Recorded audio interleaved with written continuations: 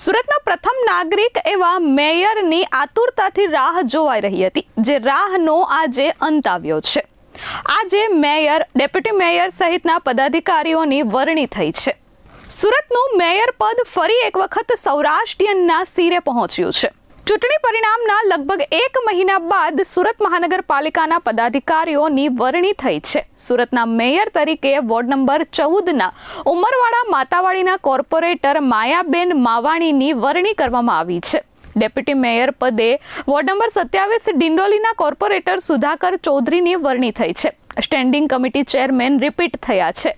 Ward number 9ના Rajanbhai પટેલની વરણી standing committee chairman પદે રિપીટ કરવામાં આવી છે, જ્યારે શાસક પક્ષ નેતા તરીકે અડાજણ ગોરાટના કોર્પોરેટર અલ્પાબેન મહેતા અને દંડક તરીકે વોર્ડ નંબર 23 બમરોલી ઉધના ઉત્તરના કોર્પોરેટર ઉર્મિલાબેન ત્રિપાઠીની વરણી કરવામાં આવી છે।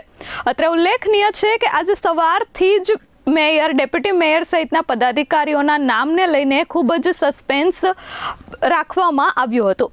11 વાગ્યાનો સમય હતો, જે બપોરે 1:30 વાગ્યે નામો જાહેર કરવામાં આવ્યા હતા, જેને લઈને ક્યાંક કોકડું ગૂંચવાયું હોય તેવી ચર્ચાઓએ પણ જોર પકડ્યું હતું। પરંતુ આખરે આજે સુરતના મેયર અને ડેપ્યુટી મેયરની વરણી થઈ છે। સુરતના મેયર પદે સૌરાષ્ટ્રીયન મેયર આવ્યા છે, જ્યારે ડેપ્યુટી મેયર પદે પણ વરણી થઈ ગઈ છે। સુરત શહેરમાં મેયર તરીકે મારી જે નિમણૂક થઈ છે, તો હું સુરત શહેરના વાસીઓ હું એટલું કહીશ કે પ્રાથમિક સુવિધાની જે પણ જરૂરિયાત છે, જે પણ પ્રશ્નો છે, તે હું હંમેશા કટિબદ્ધ રીતે સોલ્વ કરીશ।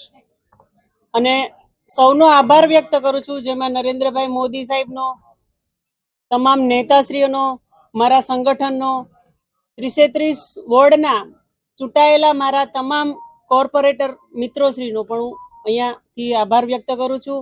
અને 30 વોર્ડના કોર્પોરેટરો સાથે રહી અને વોર્ડના તમામ પ્રશ્નો ઉકેલવાનો હું પ્રયત્ન કરીશ।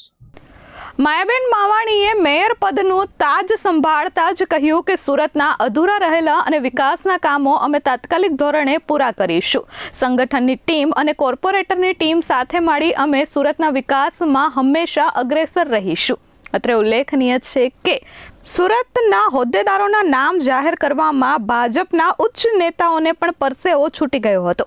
CR પાટીલ, હર્ષ સંઘવીના સુરતમાં બપોરના 1:30 વાગ્યે મેયર સહિતના પદાધિકારીઓના નામ જાહેર થઈ શક્યા હતા। સુરતના મેયર પદની રેસમાં માયાબેન માવાણીનું નામ સૌથી વધારે ચર્ચામાં અને મોખરે ચાલી રહ્યું હતું, અને આજે તેમનું નામ જાહેર થયું છે। માયાબેન માવાણી મૂળ સૌરાષ્ટ્રવાસી છે અને સુરતના રાજકીય રીતે અતિ સંવેદનશીલ એવા પાટીદાર વર્ચસ્વ ધરાવતા વિસ્તારોમાં ખૂબ જ મજબૂત પકડ અને પ્રભુત્વ ધરાવે છે। છેલ્લા 3 દાયકા કરતાં પણ વધુ સમયથી ભારતીય જનતા પાર્ટી સાથે તેઓ જોડાયેલા છે અને સંગઠનની મહત્વની વિવિધ જવાબદારીઓ સંભાળી ચૂક્યા છે। જે પણ પડકારો આવે તેની સાથે મારા સાથી કોર્પોરેટર મિત્રો હશે, જે વોર્ડના હશે, તેની સાથે રહી અને તમામ પ્રશ્નો હું ઉકેલવા પ્રયત્ન કરીશ। જે પણ મુદ્દાઓ મારી પાસે આવશે તેને હું હંમેશા માટે કટિબદ્ધ રીતે નિરાકરણ લાવવાનો પ્રયત્ન કરીશ। ધરતી પટેલ, S24 ન્યૂઝ, સુરત।